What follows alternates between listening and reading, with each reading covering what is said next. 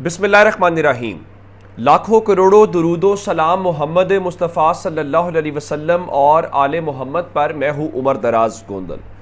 Supreme court سے کچھ بڑی خبریں ہیں۔ اس کی وجہ یہ ہے کہ ایک تو قاضی فائز عیسیٰ صاحب کی سربراہی میں جو فل کورٹ ہے، جس طریقے سے انہوں نے مخصوص سیٹوں والے کیس کو کھینچا، آگے لے کے گئے، بہت سارے سوالات تھے۔ مثال کے طور کے اوپر آخری سماعت کے اوپر جو پچھلے منگل کو ہوئی تھی، اس وقت سنی اتحاد کونسل کے وکیل نے کہا تھا مجھے 15 منٹ چاہیے، میں اپنے دلائل مکمل کر لیتا ہوں، لیکن قاضی صاحب اس کے باوجود ایک ہفتہ لے گئے۔ تو لوگوں نے کہا شاید قاضی صاحب کے پاس اکثریت نہیں ہے جو قاضی صاحب فیصلہ چاہ رہے ہیں، تو یہ تھوڑی پرابلم ہے، وہ ٹائم لے رہے ہیں، اس قسم کی صورتحال ہے۔ آج جسٹس منیب نے کیا لنکا ڈھائی ہے اور مطیع اللہ جان کیا دعویٰ کر رہے ہیں، کیا خبریں ہیں، کون سے جج کس کے ساتھ ہیں، کیا اصل ڈیولپمنٹ ہے، یہ آج کی سٹوری ہے۔ ہوا یہ کہ آج جب سماعت مکمل ہوئی اور کنول شوذب کے جو وکیل سلمان اکرم راجہ صاحب ہیں وہ دلائل دے رہے تھے، تو ان سے عدالت نے پوچھا کہ کیا آپ نے کچھ اور کہنا ہے یا آپ نے کنکلوڈ کر لیا ہے، تو انہوں نے کہا جی میں نے بالکل کنکلوڈ کر لیا ہے۔ تو اس کے بعد جو قاضی فائز عیسیٰ ہیں وہ دائیں اور بائیں جانب اپنے جو سینئر ججز ہیں، جس میں منصور علی شاہ صاحب ہیں اور جسٹس منیب اختر ہیں، ان کی طرف مڑے، تو جو مائک سے آواز آئی تو وہ قاضی صاحب نے کہا پھر ریزروڈ ہی، یعنی محفوظ فیصلہ ہی ہے۔ لیکن جسٹس منیب اختر نے ایک جملہ کہا جو بہت بڑی کہانی ہے، اور مطیع اللہ جان صاحب کا دعویٰ بھی اسی کے اوپر ہے۔ اب ظاہر ہے کہ اگر ججز وہاں بیٹھے تھے تو فیصلہ اس دوران بھی سنایا جا سکتا تھا۔ مثال کے طور کے اوپر کہا جا سکتا تھا کہ ہم 15 منٹ کے بعد آ رہے ہیں، ہم فیصلہ سنائیں گے۔ ایسا نہیں ہوا۔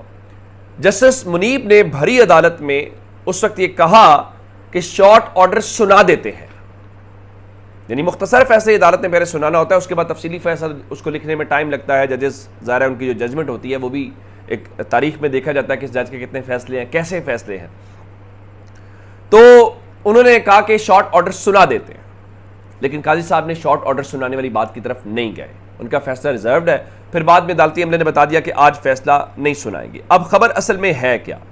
آج جسٹس اطہر مین اللہ صاحب نے ایک بڑا جملہ کہا تھا، اسی جملے کے اوپر خبر ہے۔ اطہر مین اللہ صاحب نے کہا تھا کہ ہمارے سامنے کسی انفرادی شخص کا معاملہ، یا ہم یہ نہیں کہہ رہے کہ سیاسی جماعت کا مسئلہ ہے، ہم اس کو عوام کے ووٹ کے حق کے طور پہ دیکھ رہے ہیں۔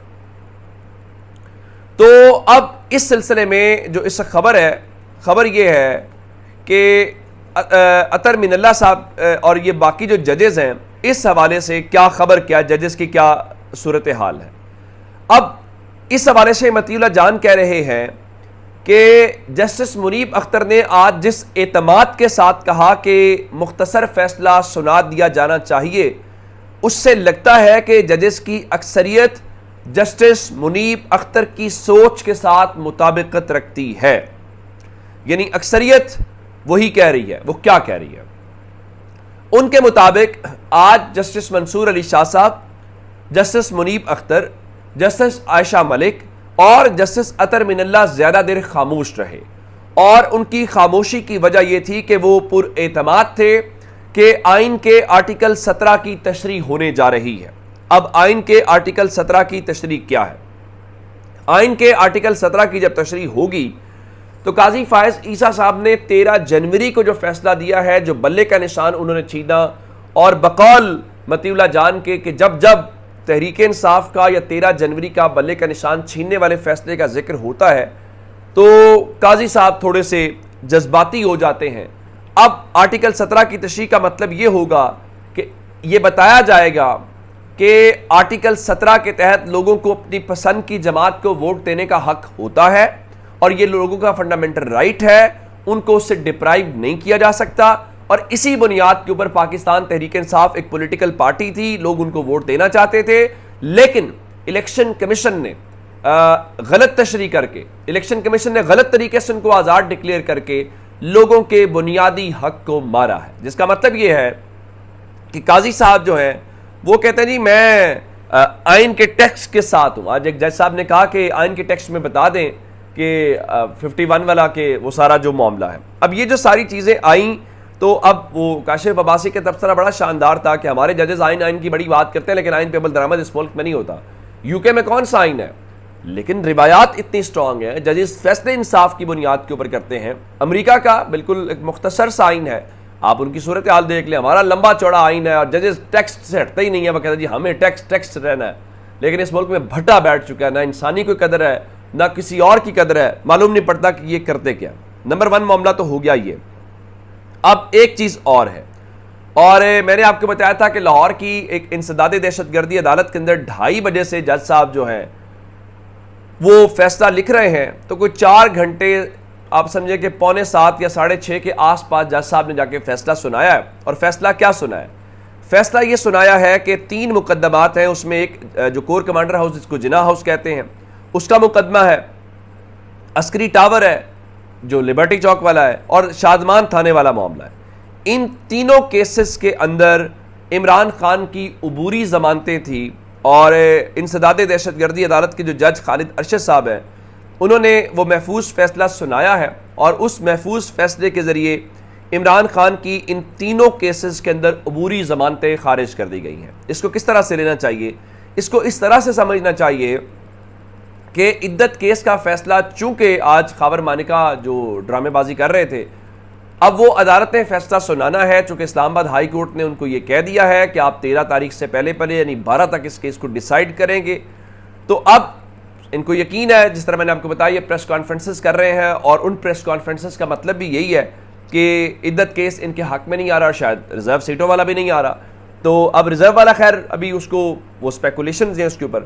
تو اب انہوں نے کیا ہے کہ اس سے پہلے کہ عمران خان اس کیس میں رہا ہو جائیں, یہاں پہ عبوری ضمانتیں خارج ہوئی ہیں یا کروا دی گئی ہیں, مجھے اس بات کا علم نہیں ہے, ظاہر ہوئی خود ہی خارج ہوئی ہوں گے, تو اس میں عمران خان کی گرفتاری ڈال دی جائے گی. گرفتاری کا مطلب یہ ہوگا کہ وہ رہا نہیں ہو پائیں گے. چلیں عمران خان کی رہائی جو ہے اس سے شاید آپ کے سسٹم کا سروائیول ہوتا ہے, تو آپ وہ بھی کر کے دیکھ لیجئے. ابھی تک کم از کم 2 سال کی حکومت کر چکے ہیں شہباز شریف, لیکن 1 ٹکا کسی نے آپ کے ملک کے اندر انویسٹمنٹ ابھی تک نہیں کی. اب مزید استحکام آپ کو کیا چاہیے؟ ٹویٹر آپ نے قومی سلامتی کے لیے بند کیا, اس کے باوجود آپ کو کوئی پیسے نہیں دے رہا, باقی بہت ساری باتیں. اب کل ایک اور کیس ہے, اور وہ کیس ہے کہ جی پرائیویسی میں عمران خان کی ملاقات اور مشاورت کا معاملہ ہے, جو عدالت کے حکم کے اوپر عمل درآمد نہیں ہوا تھا, اور جو جیل انتظامیہ اور ان کے خلاف توہین عدالت کی درخواست کے اوپر کل جسٹس سردار اجاز اسحاق خان جو ہے وہ سماعت کریں گے. لیکن اس سے ایک اور امپورٹنٹ ڈیولپمنٹ ہے. آپ جانتے ہیں کہ پاکستان تحریک انصاف 6 تاریخ کو جلسہ کرنا چاہتی تھی, اور اس جلسے کے حوالے سے 5 تاریخ رات کو ان کا NOC منسوخ کر دیا گیا, اور وہ ہفتے کو پہنچ گئے, نہیں کیس لگا, منڈے کو کیس لگ گیا. تو کل جسٹس بابر ستار صاحب نے کہا کہ آپ توہین عدالت کی کیس نہیں بنتا, آپ جو چیف کمشنر یا کمشنر اسلام آباد رندھاوا صاحب ہے ان کا آرڈر چیلنج کریں, تو اس معاملے کو دیکھا جائے گا. تو شعیب شاہین صاحب نے کل ہی بتا دیا تھا ہم اس کو چیلنج کریں گے. تو اب اس کے اوپر توہین عدالت کی جب درخواست آئی تو وہ جسٹس بابر ستار کے پاس لگ گئی.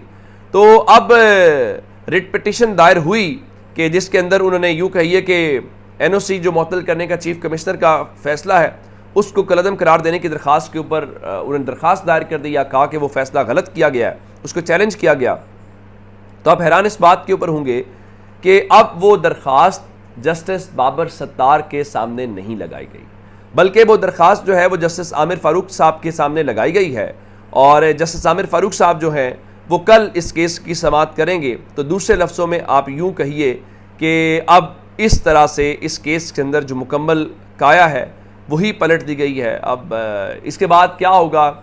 جس طرح سے بہت ساری باتیں لوگ کہتے ہیں نا کہ قاضی فائز عیسیٰ صاحب جو ہیں وہ اس سسٹم کی گارنٹی ہیں یا اس کا سروائیول ہے, اسی طرح سے جیسے عامر فاروق صاحب کے ہوتے ہوئے میرا نہیں خیال کہ سسٹم کو اسلام آباد کے اندر کوئی پرابلم ہوگی. اچھا, لاہور میں بھی ایک امپورٹنٹ ڈیولپمنٹ آج ہوئی, اور آصف زرداری لاہور کے اندر ہیں. انہوں نے آج الحمرہ ہال کے اندر جو پروفیسر وارث میر ہیں, حامد میر کے والد جو ہیں, ان کی برسی کی تقریب یا اس میں ایک سیمینار تھا, وہاں پہ انہوں نے خطاب کیا. جیسے ہی وہاں سے نکلے تو وہ گلبرگ کے اندر ظہور الہی روڈ کے اوپر چلے گئے, اور وہاں پہ انہوں نے چوری شجاعت حسین سے ملاقات کی. اچھا, حیران کن بات یہ ہے کہ چلیں موسیٰ الہی کی یا سالک کی یا شافع حسین کی وہاں پہ موجودگی کی سمجھ تو آتی ہے, لیکن اس ملاقات سے پہلے محسن نقوی جو ہیں وہ بھی وہاں پہ موجود تھے. اب محسن نقوی وزیر داخلہ بھی ہیں, وہ زرداری کے بچے بھی ہیں, اور اس کے بعد یہ بھی ہے کہ وہ اس خاندان کے وہ داماد بھی ہیں. تو داماد سے مراد یہ کس خاندان کے نہیں ہے, لیکن وہ ہم زلف ہیں سالک حسین کے, مارت فیملی میں ان کی جو شادی ہوئی ہے. لیکن یہ جو وہ پھر چودھری پرویز الہی اور باقی جو فیملی کہتی ہے کہ ہمارا بھٹا بٹانے میں اس کا محسن نقوی کا کردار ہے، تو لگتا ہے وہ بات تو پھر ٹھیک معلوم ہوتی ہے. اپنا بہت سارا خیال رکھیے گا. خدا حافظ.